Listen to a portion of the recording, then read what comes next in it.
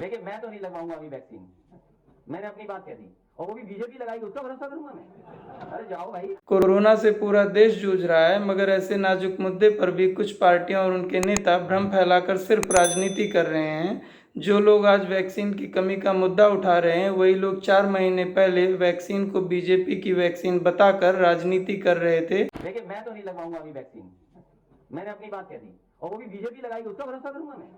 अरे जाओ भाई। अरे अपनी सरकार आएगी सबको फ्री वैक्सीन लगेगी, हम बीजेपी का वैक्सीन नहीं लगा सकते।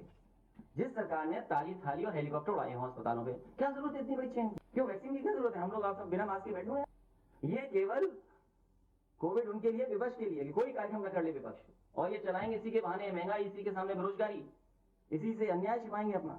जिस तरीके से भारत सरकार, प्रधानमंत्री, CBI, IB, income tax department, ED इसका इस्तेमाल विपक्ष के खिलाफ कर रहे हैं, तो वैक्सीन तो एक ऐसी चीज़ है जिसका खामोशी के साथ, आम आदमी के साथ निश्चित तौर से इसका इस्तेमाल नहीं होगा, लेकिन विपक्ष के नेताओं के खिलाफ डर तो लगे। सिर्फ सरकार पर दोष लगाकर हम अपनी खामियों और जिम्मेदारियों से भाग नहीं सकते। 800 रुपये का ऑक्सीमीटर 4000 में, 50 रुपये का नारियल 300 में बेचने वाले और ऑक्सीजन सिलेंडर्स की तस्करी करने वाले लोग सरकारी नहीं हैं, वो हमारे और आपके जैसे लोग हैं।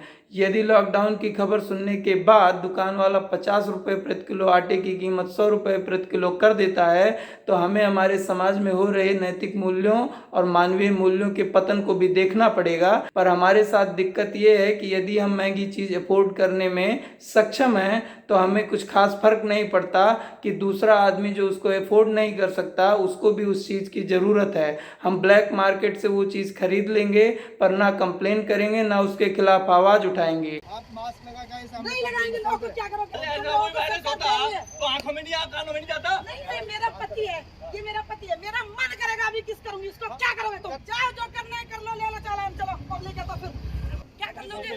किसने रोकी मेरी गाड़ी? क्या कर लोगे? किसने रोकी मेरी गाड़ी? आराम से तुम चालान ले लोगे मेरे से? लेंगे चालान, हमसे आए बड़े भिखमंगे। तुमने कोरोना के चक्कर में इतना नौटंकी क्यों कर रखा है?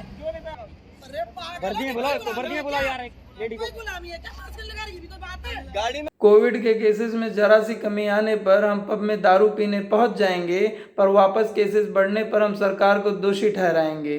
चुनावी रैलियां बुलाने की जिम्मेदारी यदि राजनीतिक पार्टियों की थी, तो उन रैलियों में जाने और न जाने का फैसला हमारा था। कुंभ के मेले में जाने का फैसला भी हमारा था, और होली खेलते वक्त कोविड के दिशा निर्देशों का उल्लंघन करना भी हमारी गलती थी। उसकी जिम्मेदारी हमें लेनी पड़ेगी। पर हमारे साथ दिक्कत ये है कि हम हमेशा अपनी गलतियों का इल्ज़ाम दूसरों पर डालते हैं। सरकार की जिम्मेदारियों की बात करें तो संवैधानिक रूप से पब्लिक हेल्थ का मुद्दा राज्य सरकार के अंतर्गत आता है, और ऑक्सीजन की कमी से हो रही मौतों का जिम्मेदार राज्य सरकारें केंद्र को ठहरा रही हैं। जिम्मेदारी केंद्र सरकार की भी है, पर आपको कोविड सिचुएशन में ऑक्सीजन की बढ़ती डिमांड को भी समझना पड़ेगा। कोविड के पहले इस देश के हॉस्पिटल्स को सिर्फ 700 मीट्रिक टन प्रतिदिन ऑक्सीजन की आवश्यकता थी।